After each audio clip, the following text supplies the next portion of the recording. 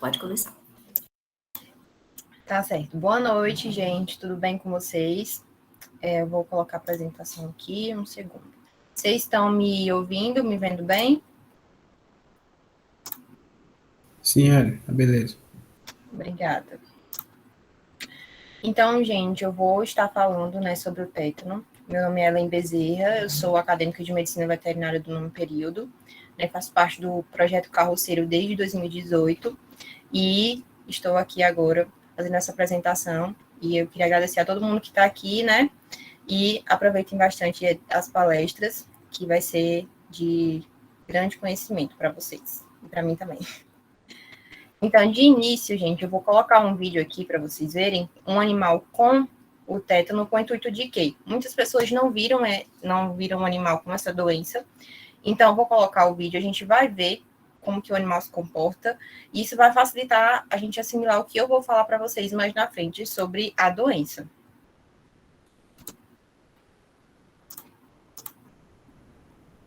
Então, atentem-se ao animal, como ele tem dificuldade para mastigar,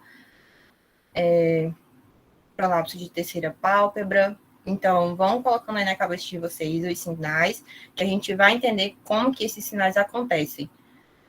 A postura desse animal, a forma que ele anda, a cauda, como que está se apresentando. Então, tudo isso acontece devido à doença que a gente vai falar agora. Então, vou falar sobre a introdução, sobre o agente etiológico, sobre as toxinas e seu mecanismo de ação, sobre epidemiologia, transmissão, patogenia, os sinais clínicos dessa doença, o diagnóstico, o tratamento, o prognóstico e o controle e profilaxia. De início, falando um pouco sobre a introdução dessa doença, é uma doença infecciosa, ou seja, ela é causada por micro-organismos, por bactérias. É uma doença que não é contagiosa, ou seja, não vai ter a transmissão se o animal estiver com a doença, não transmite para outro animal. É uma doença de distribuição mundial e ela acomete todas as espécies de animais domésticos, mas os equinos, eles são mais susceptíveis.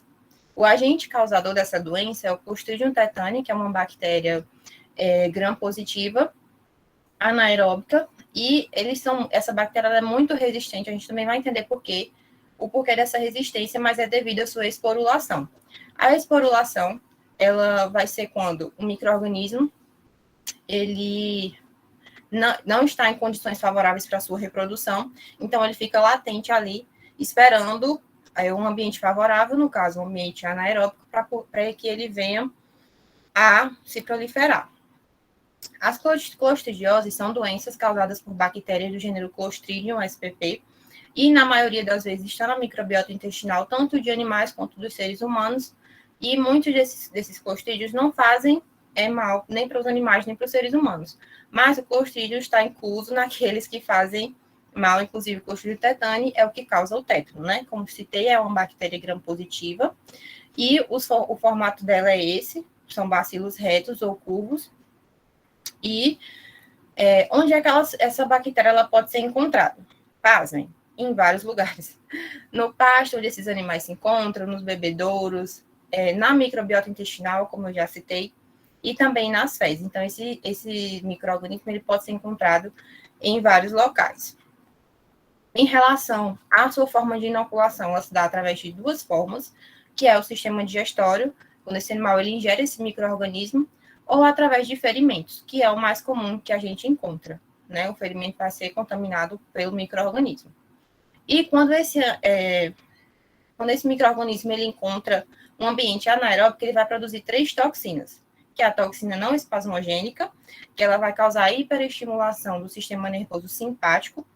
A tetanolisina, ela vai causar necrose tissular. E a tetanoespasmina, ela vai ser a toxina que vai causar os sinais clínicos característicos da doença. O Clostridium tetani, os seus endósporos, eles são muito resistentes, tanto a calor quanto à umidade, então eles podem persistir em ambientes com umidade por anos, e também até mesmo dentro do animal, ele pode ficar lá no seu estado de esporos, por muito tempo, até que ele venha a encontrar o seu ambiente favorável e venha a se proliferar. Eles são resistentes também a agentes químicos e à fervura, e eles são destruídos a 121 graus Celsius por 15 minutos no autoclave. Então, de onde é que vem toda essa resistência desse micro-organismo? Vem do ácido dipicolínico.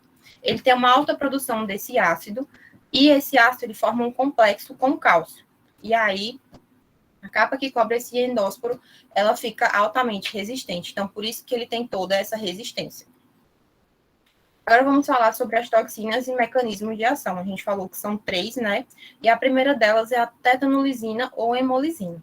Essa toxina ela vai causar uma lise celular, ou seja, ela vai romper as células, vai causar uma necrose tecidual, tanto das células do local de ação do ferimento, né, do local que ela está ali, quanto de tecidos ao redor da ferida. E com o que acontece com essa necrose? Vai estimular o crescimento de micro-organismos anaeróbicos, não só da própria coxa de um tetane, mas também de outros micro-organismos. Ou seja, ela vai aumentar, vai disseminar essa infecção. Já a tetanoespasmina, ela é uma neurotoxina muito potente e ela se dissemina do seu local de produção através do sistema vascular e ela vai para pré-sinapse de interneurônios da medula espinhal e também do tronco cerebral. E aí o que acontece? Vai ter ação nessa pré-sinapse e ela vai inibir a liberação de neurotransmissores que causam relaxamento muscular. A gente vai entender mais na frente como que isso ocorre. Essa toxina, ela tem 2 cadeias, uma leve e uma pesada, e a cadeia pesada ela vai atuar nas células neuronais e no transporte de proteína. Já a cadeia leve vai causar o bloqueio de neurotransmissores, como a glicina e o GABA. E aqui vocês vão entender como que isso ocorre. Lembram que lá no vídeo o animal estava com andar rígido e também, quem já viu, né, quem já presenciou um animal com sinais clínicos severos do tétano, ele fica tendo um espasmo, né, com contrações musculares exacerbadas. E agora a gente vai entender por que isso ocorre. A tetanoespasmina, uma das coisas que a gente falou é que ela vai se ligar a interneurônios inibitórios. E aí o que acontece? Aqui a gente tem uma sinapse neuromuscular normal e aqui uma do animal com tétano. Aqui no normal, a gente vai ver no normal para depois a gente entender o patológico, né? Fisiologia primeiro, depois patologia. Então, a gente entende que aqui tem um interneurônio inibitório e aqui é a glicina, neurotransmissor, que vai causar relaxamento muscular. Então, quando essas glicinas se ligam nesses receptores aqui, ela faz com que a acetilcolina não seja liberada dessas bolsas. E aí, se a acetilcolina não vai ser liberada das vesículas, a acetilcolina não vai se ligar nos receptores que estão no músculo. Então, com isso, o músculo vai estar o quê? Relaxado. Agora a gente vai para a parte patológica. Quando as toxinas, né, a tetanoespasmina, ela vai se ligar no interneurônio inibitório, o que acontece é que a glicina não é liberada. Então, se a glicina não é liberada, ela não se liga nesses receptores, e aí onde acontece o problema.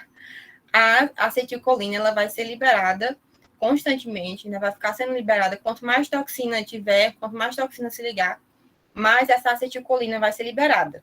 E a acetilcolina se ligar nos receptores vai causar a contração muscular. Então, se não tem quem cause essa inibição da acetilcolina, a acetilcolina vai ficar se ligando, e o músculo contraindo. Então, é isso que causa os espasmos musculares que os animais apresentam quando estão com tétano. Então, vai provocar a hiperestimulação do sistema nervoso simpático, vai causar os espasmos tetânicos, né, dos músculos do pescoço, dos membros, paralisia espástica. Então, provoca um enrijecimento de músculos da mandíbula, do pescoço, e, consequentemente, com o avançar, né, dos sinais clínicos, com a evolução para pior, infelizmente, esse animal ele começa a ter essas contrações por todo o corpo. A gente vê aqui também que o animal está apresentando cauda em bandeira, que é outro sinal clínico que a gente vai ver lá na frente, mas membros rígidos, o animal está com uma postura toda enrijecida, então é devido a essa tetanoespasmina. E o que leva à morte do animal, muitas vezes, é o quê? Se está tendo contração muscular exacerbada por todo o corpo do animal, o sistema respiratório não está livre. Então, o que acontece é que também, se está tendo uma contração exacerbada, o animal não consegue respirar direito. Então, muitas vezes, a maioria das causas de morte do tétano é devido à asfixia, né? O animal não consegue respirar, então ele vem a óbito. E temos a terceira toxina, que é a toxina não espasmogênica, que ela vai ser responsável por fenômenos autônomos e ela vai bloquear também a transmissão nas junções neuromusculares periféricas. E vai ter um aumento basal na atividade simpática e episódios de hiperatividade intensa. Em relação à epidemiologia, o período de incubação se dá entre 3 dias e 3 semanas. E isso vai depender do quê? Da imunidade do animal, da dose infectante, de se esse micro-organismo vai encontrar um ambiente anaeróbico ou não. Então, depende de todos esses fatores que eu já falei aqui. Então, dependendo disso, esse período de incubação vai ser de 3 dias a 3 semanas, e às vezes vai demorar muito mais. Como eu citei, enquanto o micro-organismo não encontra um ambiente favorável, um ambiente anaeróbico, ele não vai germinar. Ele vai ficar lá incubado, na forma de esporos. De distribuição mundial, e os esporos, eles podem permanecer latentes nos tecidos por muito tempo, como eu citei. É uma doença que ela é esporádica e a letalidade é em torno de 50%. Essa letalidade se dá muitas vezes devido ao quê? Devido ao proprietário, infelizmente, levar o animal já em sinais clínicos muito severos, que a gente vai ver em relação aos graus, né, dos sinais clínicos, e a gente vai perceber que muitas vezes o proprietário leva o animal quando já está muito debilitado e às vezes não se tem nem muito o que fazer, a não ser estabilizar o animal e tentar e esperar. Né? A gente vai ver isso mais na frente também. E em relação à transmissão, como que ela ocorre? Ela vai ocorrer quando uma ferida for contaminada pelo Clostridium tetânico. E se essa contaminação, né, se essa ferida der condições de anaerobiose, para que esse Clostridium tetani venha germinar, proliferar e causar a doença, né? Em relação ao ferro enferrujado, né, o prego enferrujado, que muita gente vê falar, porque pisou no ferro e tal, no prego enferrujado. Então, a gente, depois de tudo que a gente viu até agora, a gente entende que não é só o prego enferrujado que pode causar o tétano, né? Porque a gente viu que o Clostridium tetani está por todo o ambiente que o animal está. Então, não vai ser só a questão do prego enferrujado. E, além do que, não o fato de o animal encostou no prego vai se contaminar com tétano, a gente também já entendeu que não, porque depende da dose infectante, depende se vai ser uma ferida profunda, se vai causar um ambiente anaeróbico. Então, depende de tudo isso para poder vir a desenvolver a doença. Em equinos é muito comum a causa do tétano devido a feridas perfurantes no casco, como essa aqui que a gente pode ver, mas não só. A maioria ocorre geralmente devido a feridas no casco, assim, feridas profundas, né? Mas também devido a infecções umbilicais, ferrageamentos, castrações, ingestão de alimentos grosseiros e fibrosos. Aqui, lembra que eu falei que a forma de inoculação também poderia ser sistema digestório? Então, pode ser também através da ingestão de alimento que causou um ferimento ali na boca, que se desenvolveu com um ambiente anaeróbico e esse esporo conseguiu germinar e provocar a doença. Mas não, no geral, seria qualquer ferimento que dê condições para esse micro-organismo se proliferar. Mas, em maioria dos casos, geralmente é casco, né? Porque é onde tem mais essas feridas assim, mais escondidas, que às vezes você pensa que é uma ferida superficial, mas aqui é bem profunda. Então, em relação à patogenia, uma coisa interessante, né, em relação aos focos de contaminação, é que esse micro-organismo, ele não vai se espalhar por todo o corpo do animal. O que se espalha são as toxinas. Então, o micro-organismo, ele não invade os tecidos adjacentes. O que acontece é que, depois que ocorre a lesão, né, vamos seguir o esquemazinho aqui, a gente tem um ambiente favorável, a anaerobiose. Então, os esporos que estavam lá quietinhos, esperando o ambiente favorável, encontraram esse ambiente e eles germinaram. Então, germinaram, ocorre o que? O crescimento vegetativo. E aqui, esses micro-organismos vão produzir essas exotoxinas que a gente citou, né? E essas exotoxinas vão cair na circulação sanguínea e vão se espalhar pelo corpo do animal. Então, a tétano-lisina vai causar necrose tecidual, que a gente falou, né? E a tétano-espasmina vai causar espasticidade muscular exacerbada. Então, é dessa forma que acontece a patogenia dessa doença. Agora a gente vai para os sinais clínicos. Eles são semelhantes entre as espécies e progridem em 24 horas. Mas esses sinais clínicos vai depender muito de tudo que a gente já falou até agora. Vai depender da imunidade do animal, vai depender da dose infectante, vai depender da quantidade do micro-organismo que tem ali, da quantidade de toxina que caiu na circulação sanguínea. Então, vai depender de tudo isso. Né? Mas, no geral, progridem em 24 horas. Então, os sinais clínicos que a gente vê, rigidez muscular.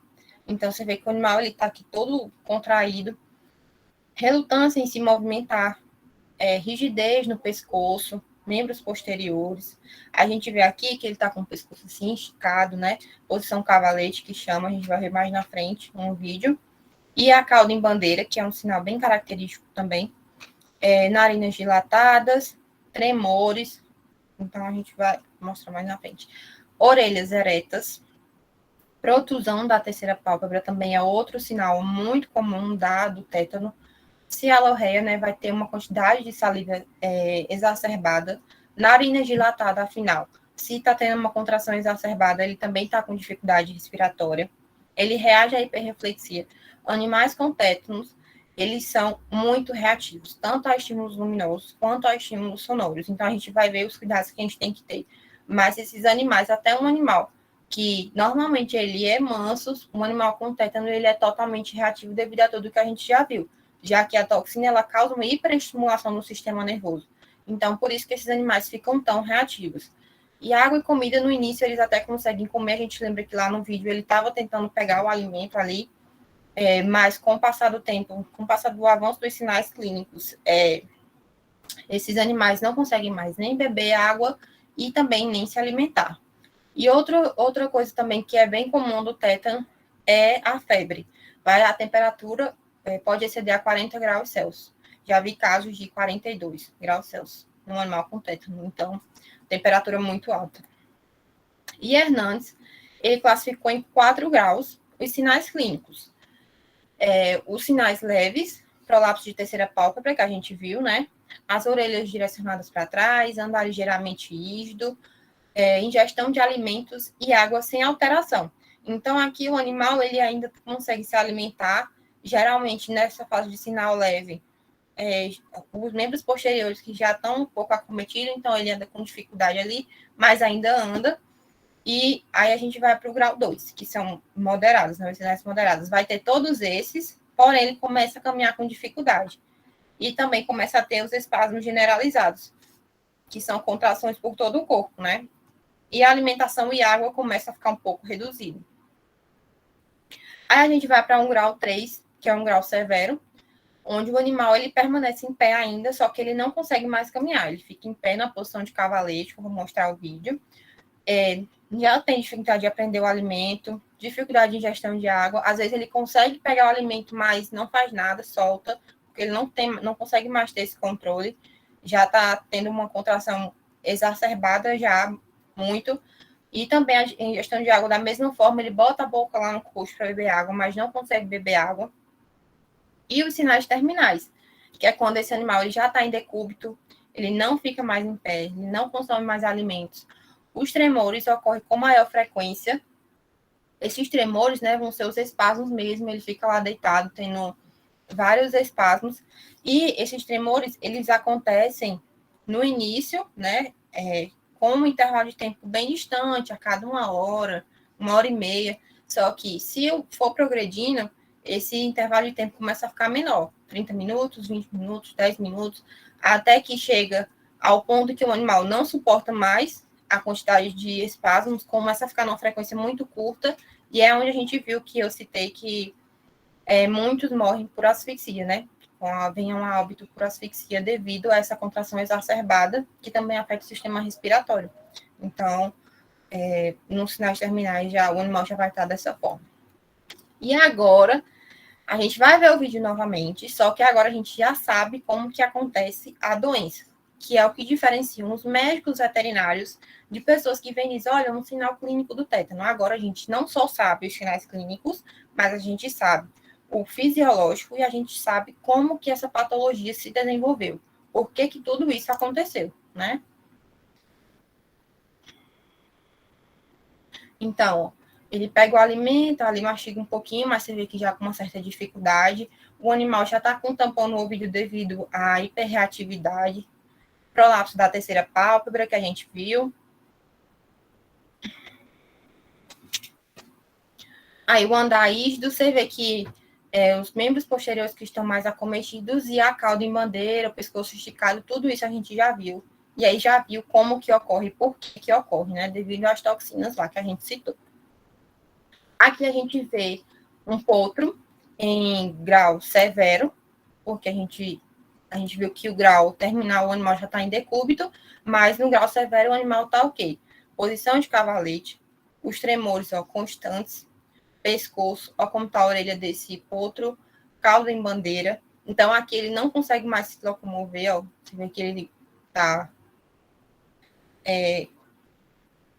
tendo muitos espasmos musculares, né? Então aqui já seria um grau severo. E a gente vai agora para o diagnóstico. Os procedimentos, eles não são específicos. O sangue ou alterações pós-mortem sem alterações. No sangue, às vezes, pode ter pouca concentração da toxina, às vezes você nem encontra. E até porque também, por exemplo, o animal chega, nesse caso severo, como no vídeo anterior, daqui que você colete o sangue, que você envie para um laboratório, né? Que muitas vezes quem faz atendimento, às vezes a gente faz atendimento a campo, às vezes leva para uma clínica, né? Então, todo esse tempo, a gente não pode esperar, um animal nesse estado, a gente não pode esperar levar para algum lugar ou esperar resultado de exame, porque o animal já é um caso de emergência. A gente tem que estabilizar o animal para poder, depois, a gente ver e realmente confirmar se é ou não. Mas, no geral, um animal já naquele quadro ali, pelos sinais clínicos, pelo histórico do animal, a gente já consegue dizer que é o tétano. Então, não posso ser um teste eficiente para diagnóstico, mas o diagnóstico vai se basear nessas três coisas aqui, né? No histórico, ou seja, há quanto tempo esse animal está apresentando esses sintomas, né? Se o animal chegar ainda com só rigidez de membros posteriores, ou com uma dificuldade para se locomover, e prolapso de terceira pálpebra, por exemplo, né? Não está apresentando todos os sinais clínicos, mas tem alguns. Então, a gente vai investigar isso. Esse animal ele passou por algum procedimento cirúrgico, esse animal se feriu em algum de quantos dias, se tiver um ferimento, se não tiver um ferimento, fazer um exame clínico e físico muito completo, porque como a gente viu, a porta de entrada às vezes são feridas perfurantes, feridas profundas, que você olha e vê que é uma ferida pequena, mas na verdade é uma ferida profunda e pode ser ali a porta de entrada. Ou também, às vezes o animal tem mais de um ferimento, e aí você vê uma ferida grande, assim, não, essa aqui pode ser que seja a porta de entrada. Só que você vai ver, tinha outro ferimento pequeno, porém profundo, e aquele sim era o que tinha a porta de entrada e não o outro ferimento. Então, a gente tem que fazer um exame clínico físico muito completo, ver o acompanhamento do quadro do animal, quais sinais clínicos que ele progrediu, e se mesmo que a porta de entrada não for identificada, que a gente vê todos esses sinais clínicos, sim, a gente já inicia o tratamento para tétano, porque às vezes o ferimento se fechou ali superficialmente, né, e ficou ali um ambiente anaeróbico e o micro-organismo está ali.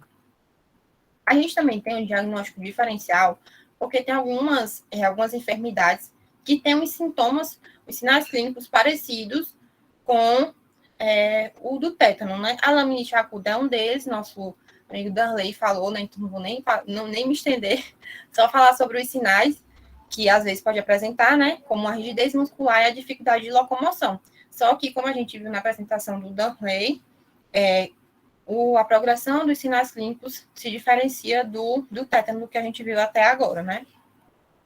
Outra doença que também tem uns sinais clínicos parecidos é a rabdomiólise, né?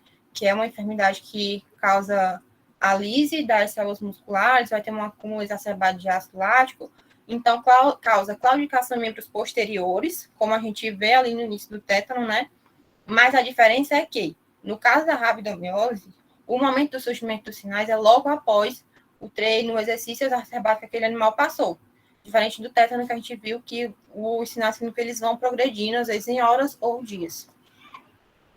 Então, a gente entra com tratamento que a eficácia vai depender do diagnóstico precoce. Então, quanto antes o veterinário chegar para atender esse animal, melhor. Porque se você pega um animal ali com grau 1, grau 2, então você consegue reverter. Agora, quando você chega num grau 3, grau 4, a chance de sobrevivência do animal já cai.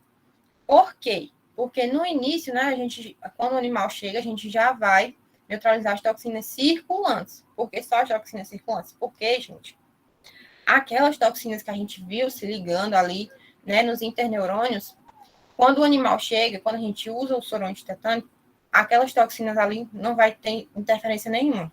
Então, o soro vai atuar nas toxinas que estão circulantes, que estão soltas na circulação sanguínea. Aquelas que já se ligaram já era, não tem mais o que ser feito. Então, por isso que é muito importante o diagnóstico precoce, porque se chega um animal ali com grau 4, que já está tendo espasmos musculares a cada 15 minutos, então você neutralizar as toxinas circulantes ali, daqui que o soro vem atuar, talvez não dê tempo. Então, por isso que é muito importante o diagnóstico precoce. E após a intervenção terapêutica, né, vai ter o quê? Vai evitar a liberação de exotoxinas e eliminar a infecção. Os cuidados que a gente tem que ter. Como eu citei que o animal ele vai ficar aí muito reativo, tanto a estímulos luminosos quanto sonoros, então é importante que esse animal seja colocado numa baia escura e silenciosa. Então, a gente coloca um tampão de ouvido, às vezes coloca também um pano no olho, né, para evitar que esse animal ele fique reativo aos estímulos luminosos, qualquer que seja.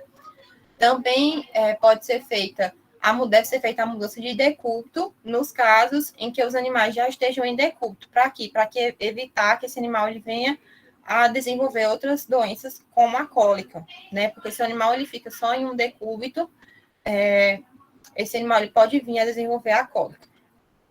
Então, a gente faz o quê? Realiza a desinfecção dos ferimentos, os fundamentos básicos do tratamento do tétano. A gente vem com a tranquilização do animal, né? Já que ele está super hiperreativo. Entra com o soro antitetânico, com desbridamento do foco infeccioso, com a erradicação do agente. Hidratação, então a gente faz toda a estabilização do animal, com o soro antitetânico também.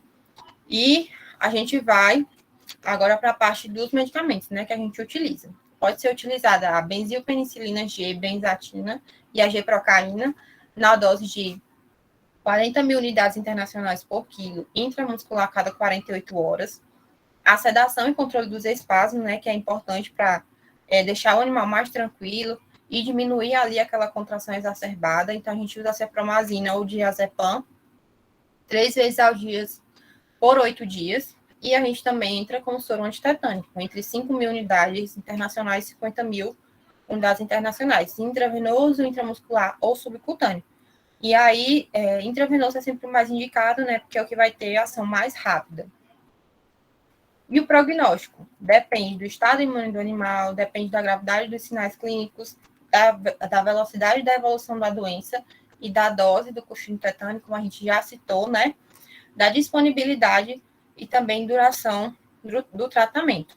O prognóstico ele é reservado a desfavorável, porque vai depender muito do grau que o animal estava, né? Se for um grau muito severo, as chances, cada vez que o grau aumenta, as chances do animal sobreviver diminui, né? Mas a gente sempre faz o possível para que o animal sobreviva. Em relação ao controle e à profilaxia, a vacinação ela é a principal forma de prevenção. Então, a gente faz o reforço vacinal, mais soro antitetânico, sempre que faz a realização de procedimentos cirúrgicos e ferimentos. Por quê? Porque lembra que o Clostridium ele pode estar em qualquer lugar, até mesmo nas fezes do animal. Então, qualquer realização de procedimento cirúrgico, a gente sempre faz reforço vacinal e soro antitetânico, para evitar que esse mal venha até o tétano, né? O protocolo inicial de vacinação, com 2 doses de toxoide, né? A primeira dose entre 3 a 4 meses de idade do potro, a segunda dose 30 dias após a primeira, e após isso a gente fica fazendo o reforço anual. No caso de outros advindos de água vacinadas, a gente faz o quê? Faz uma primeira dose com 6 meses de idade e o reforço 30 dias após a primeira dose. E como considerações, o tétano ele é uma doença de extrema importância, né, na clínica médica equina, pois são considerados animais mais sensíveis, mesmo diante da existência de controle, a letalidade e morbidade ainda são altas. Então, essas são as referências. Obrigada. E aqui eu vou deixar o meu contato, caso vocês queiram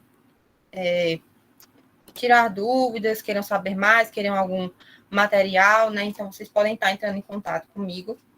E agora estou disponível para as perguntas, se tiver.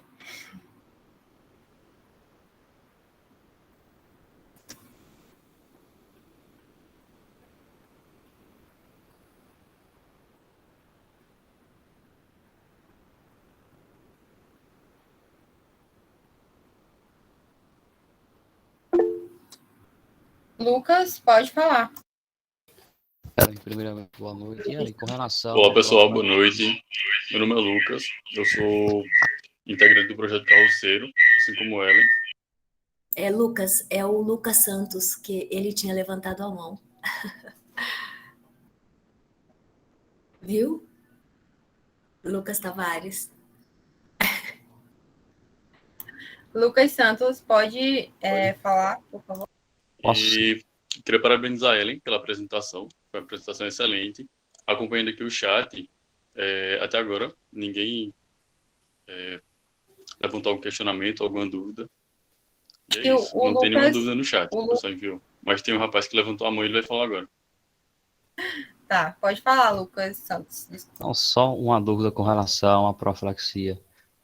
Eu vi que você falou da vacinação como uma forma, mas se existia alguma outra forma relacionada ao manejo que eu posso estar atuando para evitar o risco dessa possível contaminação pela Clostridium tetani, ou é basicamente somente a vacinação como a profilaxia? Sim, você pode estar entrando com a vacinação e também a questão da prevenção do manejo, né? Como a gente viu na palestra, o Clostridium tetani ele está em qualquer local ali onde o animal está, né? No pasto, nas fezes. Então, o que pode ser feito? O animal apresentou um ferimento, você viu que era um ferimento profundo, ou qualquer ferimento que for, é bom que seja visto, né? Seja analisado por um veterinário, para saber se ali não tem chance de ter uma proliferação desse micro-organismo. E aí, assim como eu também citei, na questão de ter ferimento, passou por uma cirurgia, por mais simples que seja, uma castração ou o que for, a gente faz a aplicação do soro antitetânico para prevenir. Mas é bom, como nos casos, né, de prego tá enferrujado, então não deixar que essas coisas fiquem assim, no local onde o animal está. Mas, no geral, é mais isso, na questão de vacinação e também quando o animal apresentar algum sinal clínico dos que eu citei aqui, ou o animal tem algum ferimento, passou por alguma cirurgia, então sempre tem que ser feito o soro antitetânico para evitar que esse animal ele venha desenvolver, o micro-organismo, né, venha desenvolver a doença. Ellen, surgiu um questionamento aqui no chat, onde a pessoa não está identificando o nome, mas a pergunta foi a seguinte: gostaria de saber como se deve enviar o material para necropsia. Por exemplo, como deve conservar o cérebro?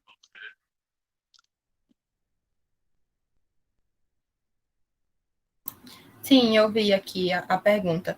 Então, na necrópsia, na maioria das vezes, você não vai encontrar nada. Então, por mais que você quiser fazer a necropsia, mas não vai encontrar algo que diga assim, um animal estava com tétano, porque como a gente viu, o tétano, o Clostridium tetani, ele já está no organismo do animal. Então, se você fizer uma necrópsia e se você encontrar, você não vai saber dizer se foi por conta da doença, se foi porque já estava no animal, já que ele já faz parte da microbiota do animal.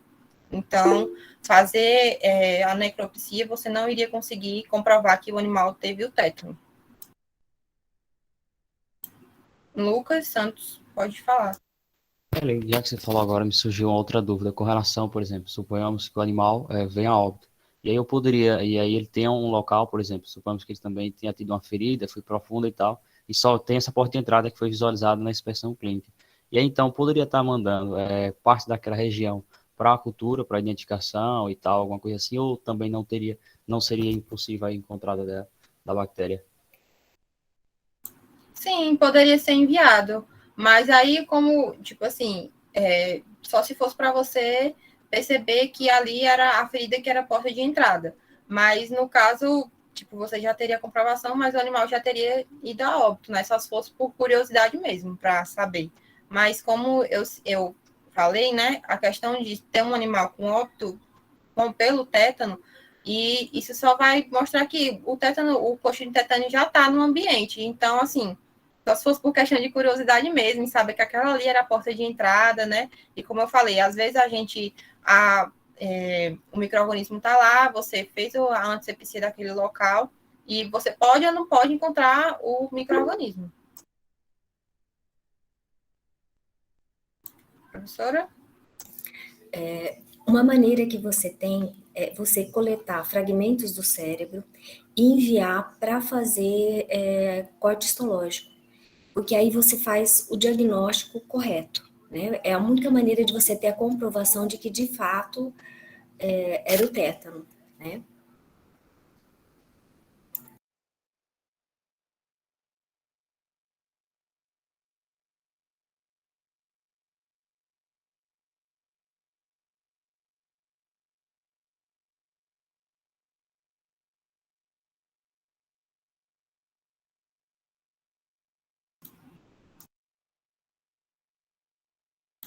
Mais alguma pergunta? Acho que não, né? E obrigada, gente, por assistir a palestra, pela participação. Agora eu vou sair aqui para entrar o próximo palestrante. Obrigada.